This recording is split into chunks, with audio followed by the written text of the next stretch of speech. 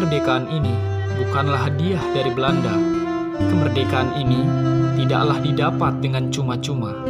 Kemerdekaan ini adalah tetesan para pejuang bangsa.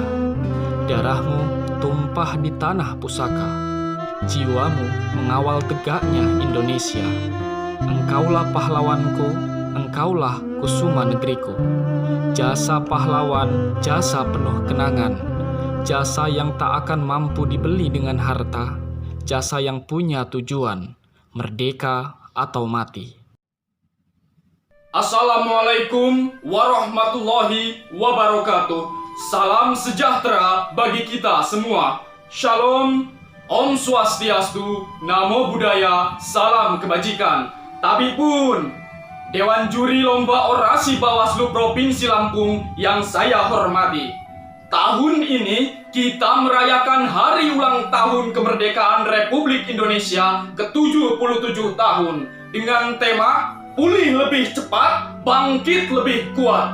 Hari di mana kita dapat bercermin, memandang kemerdekaan dan mengapresiasi perjalanan panjang para pejuang yang telah membawa kita kepada keadaan sekarang ini.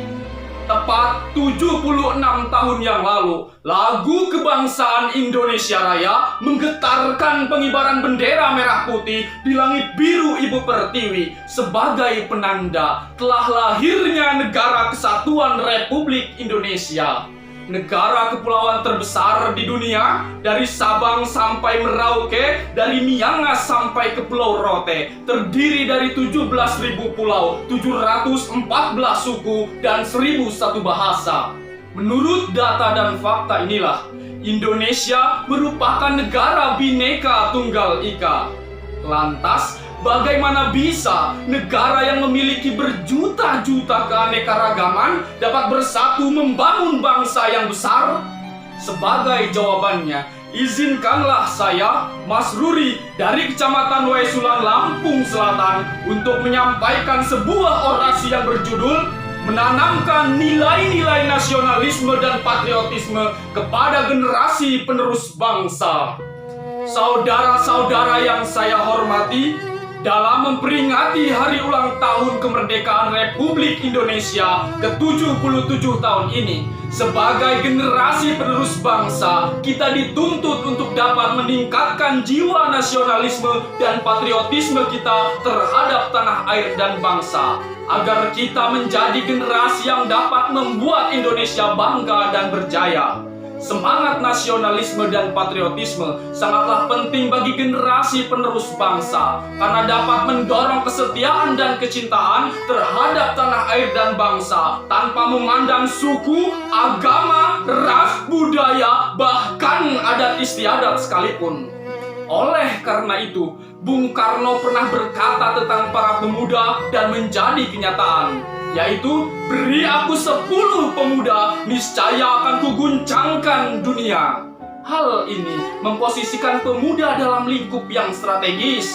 Namun potensi pemuda bak pisau bermata dua, bisa mengguncangkan dunia dengan hal-hal yang positif, konstruktif, dan transformatif, atau justru sebaliknya, mengguncangkan dunia dengan hal-hal yang destruktif, anarkis, bahkan teroris.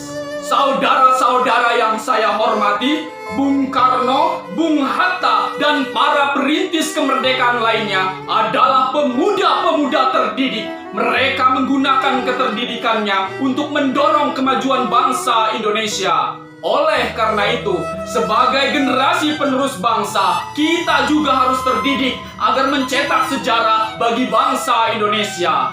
Sebagai generasi penerus bangsa, kita harus menengok perjuangan Republik Indonesia tahun 1945 serta perjalanan panjang Republik Indonesia selama 77 tahun ini. Ambil hikmah dari sejarah, lalu tugas kita berikutnya adalah mencetak sejarah, bukan penonton sejarah. Kita adalah pewaris masa depan, maka tempalah kepribadian kita, kembangkan prestasi kita, jalin persaudaraan, hormati orang tua dan para pejuang bangsa, jadikanlah mereka sebagai suluh hidup bagi kita. Saudara-saudara yang saya hormati, dalam 100 tahun kemerdekaan Republik Indonesia Emas 2045 mendatang, Generasi muda saat inilah yang akan memimpin dan mengelola bangsa Indonesia. Maka bergegaslah, maka bersiaplah, bawalah Indonesia menuju puncak peradaban.